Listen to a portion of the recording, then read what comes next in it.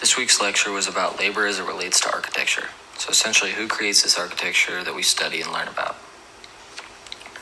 To do this, we start by looking at the origin of architecture. Utopia first started at this sort of impossible idea as shown by the great saltworks represented in the picture. They have this perfectly symmetrical layout and a centralized authority structure in the middle, and the workers and the living spaces are out on the edges to create what was originally supposed to be a full circle, what ends up being only a semicircle. In one way, Ledoux draws in his workers and makes the saltworks more enticing is with the great ornamental detail along the walls and columns of the buildings.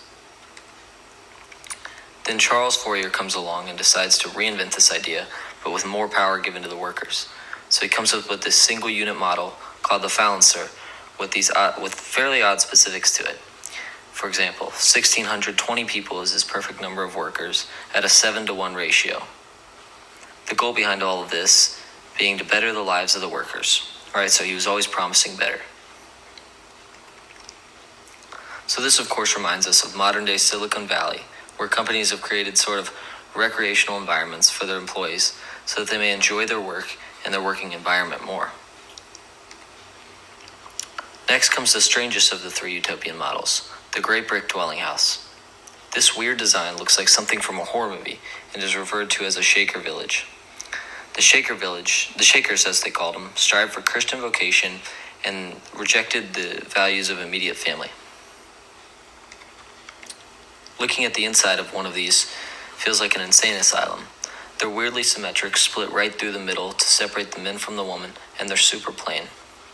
The Shakers didn't believe in having much, but they did believe in having very well-made, durable things.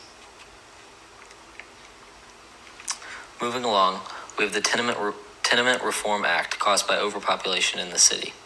So what was happening was there was this shortage of housing in industrial cities like New York City, so people began renting rooms of their apartments to make ends meet. This meant entire families to a bedroom, shared bathroom, no living space. It was a disaster. So the city of New York passed a law, the Tenement Reform Act, which set a sort of architectural guidelines for apartment buildings. Every room had to have an outward-facing window, a ventilation shaft, indoor toilets on every floor, as well as a fire escape.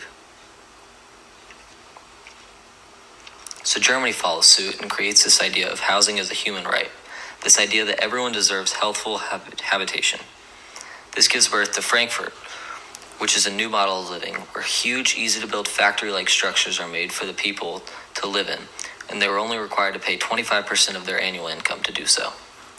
They create this concept of existentium, which focuses not only on covering the biological needs of a society, but the psychological needs. Right, so common areas, space to sleep in and to live in, and most importantly, space to entertain. They also redesigned the kitchen, making it smaller, with the idea of women spending less time in the kitchen and more time with their husbands. Finally, we have the idea that public housing is always going to come with some level of compromise. So the ADU comes up with these little 1,000-square-foot homes that people could build on their properties with pre-tax dollars and cut fees that they could then rent out to other people to make money and lessen the housing shortage. In fact, studies said if 10% of homeowners in Los Angeles County did it, approximately 900,000 square units would be available for renters. This is followed by a similar idea called incremental housing, which is essentially providing a 2-bedroom, 2-bath frame for a house with a patio, a roof, and a kitchen. People could then fill in the blanks as they got the time and money. The end.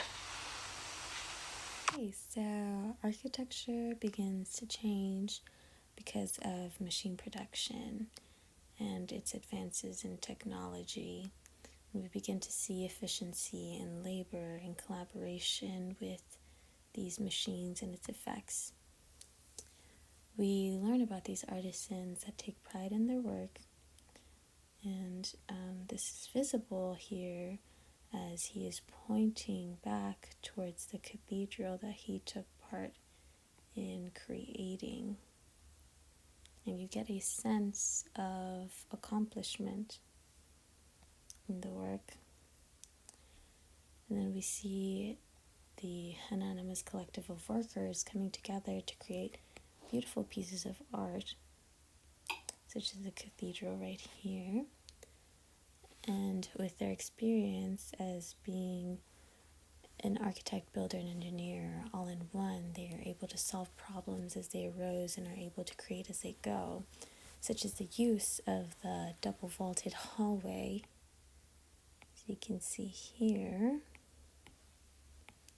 and then the use of these pointed edges to help distribute weight structurally. Then we learned about the craft guilds that hold hierarchy of skill that helps them have enormous political power due to their abilities to regulate themselves, like wages, hours, and so on, and due to their talents, they have control over local markets. And then here we learn that these two images don't have too much of a difference going on.